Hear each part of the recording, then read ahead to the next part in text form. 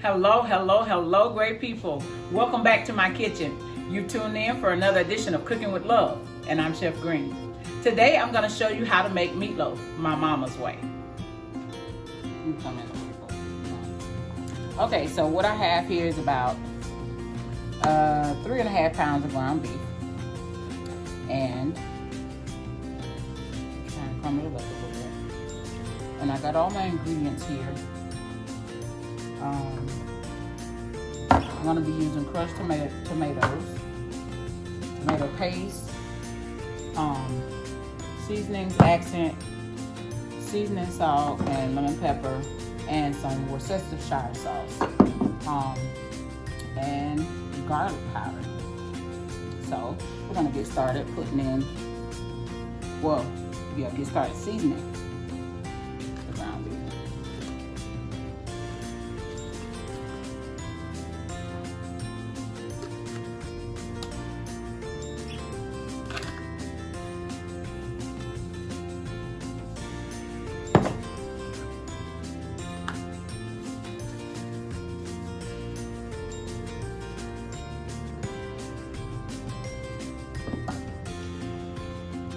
Oh, and one other, now in terms of this recipe, I say it my mother's way, but there are going to be a few variations to her recipe, and not necessarily anything in particularly different. The onions and peppers, I went ahead and sauteed them earlier so that I would not have to do it on camera. And I sauteed them in some bacon dripping. You don't necessarily have to do that, but that's how I did it this morning. As well, that's one of the variations. My mother used to put just the fresh onions and peppers into, and so I wanted to change that up a little bit. And the other variation is she used the Lipton onion soup mix, but she also used to use breadcrumbs. And so instead of, now here's the other variation, instead of using breadcrumbs, I'm gonna crumble up some Ritz crackers. I thought that'd be a nice little change up. So I'm gonna put a little bit of our crushed tomatoes in there.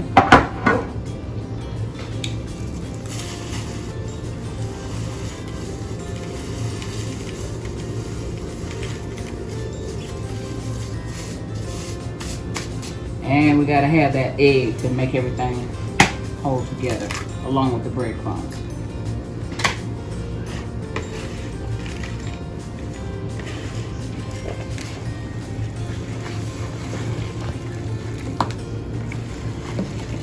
I'm going to make sure we do our best to make sure everything's well incorporated. And here's, oh, I almost forgot, I have it sitting right here. She also put evaporated milk. Listen, although I'm sharing these recipes, a lot of reasons why she did stuff, I don't know. But guess what? It was yummy. Oh, and the third and final variation to my mom's recipe was, you know, she normally would make a gravy from the drippings after the meatloaf is done. She'd make a brown gravy with that. Today, I want to try making just a ketchup topping, you know.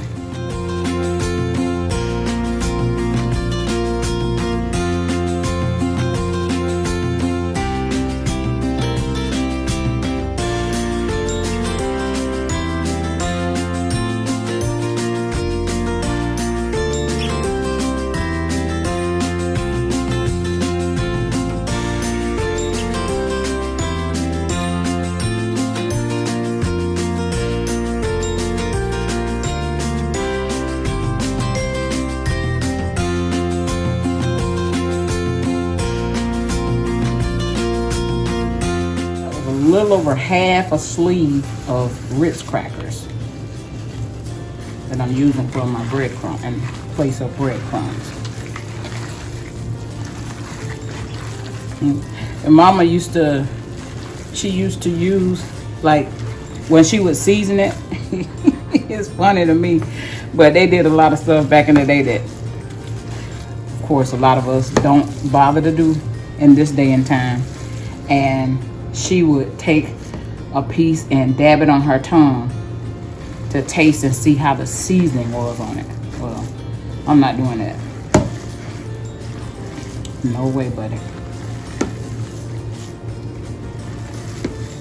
I'm just gonna hope and pray I got enough seasoning in there.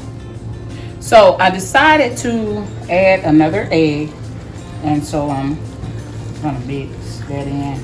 Funny story about this meatloaf. I used to be one of the main cooks at this church, and when we had a new member orientation, there were a set of twins that went there, and I did meatloaf for the new member orientation lunch.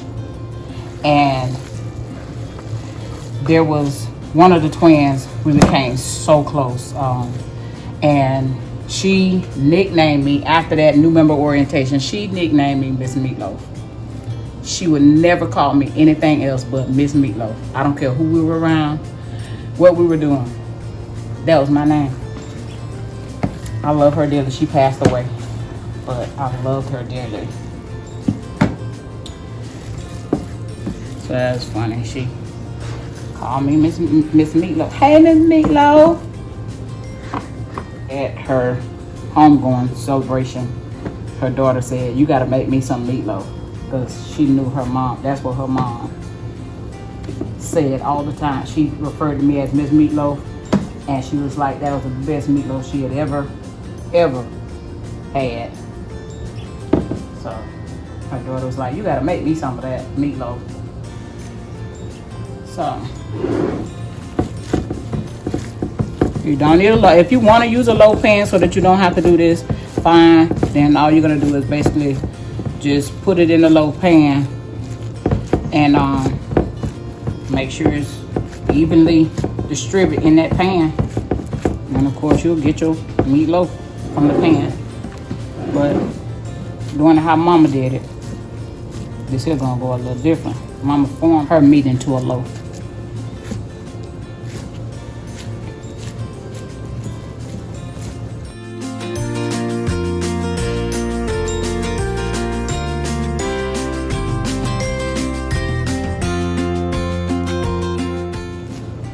I'm excited to see what it will taste like. I already made my size, but since I was doing a video for you guys, one of my faithful viewers had asked me to make this meatloaf a while ago. But I have to, you know, what I cook at home, I kind of have to put it in rotation, because I'm not every time you turn around I'm cooking beef, you know, something like, so I try to switch it up. But here you are, kind sir, your request. So now what we're gonna do before I decide, I'm gonna bake this in the oven at 400 degrees, and before I get started baking, I'm going to turn on the broiler. And you know the rules, when you turn on that broiler, you stay yourself in that kitchen so you don't burn burn your top or whatever it is that you're trying to brown. So, and I'm gonna show you guys something else. Come over here. So I'm cooking a dish using ground beef. Jalen saw ground beef, so guess what? I had to make spaghetti.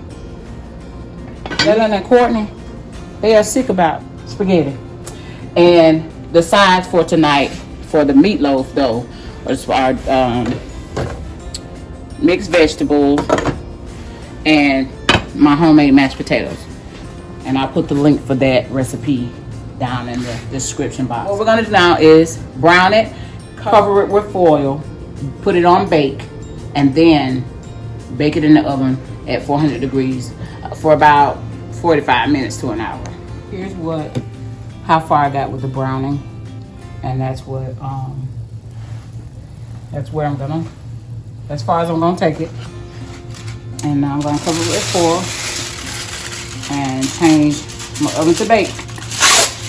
I've already done that, but I just wanted you guys to take a look at it. And I've already started making, because I wanted to make use of that fresh tomatoes and the tomato paste that I had left over. So that's why I'm going to use that to make my ketchup. Well, I'll say tomato sauce topping. We'll be back. So our meatloaf is out of the oven. We cooked it for 45 minutes, and then we added this, I won't call it a ketchup topping because I actually, like I mentioned earlier, I used the crushed tomatoes and tomato paste that I had left over to make it with brown sugar, white sugar, Worcestershire sauce, and that's it. So we'll meet you at the dinner table. All right, so one of the things that I wanted to mention before we get to the table is how all this grease has come from, the fat has come from the ground beef. If you want to use the drippings from the meatloaf, you can take all of this, drain it, put it in the freezer, and let all the fat rise to the top, and then you'll skim that off, and then drippings from the bottom, you'll use what's left, and then make your gravy with that. But we're not making gravy today. So again, see you at the table. We're at the dinner table, and let's see how it all turned out.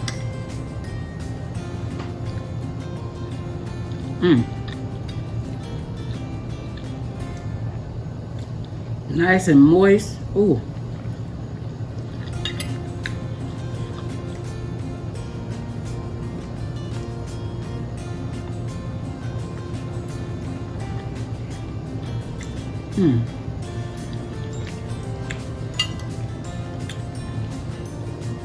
That is so good. I can't wait to make a meatloaf sandwich with leftovers.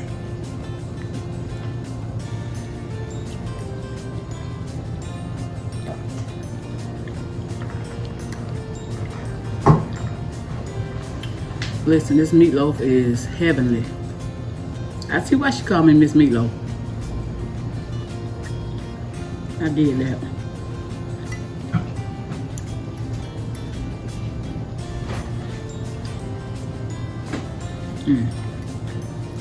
Thank you guys so much for watching.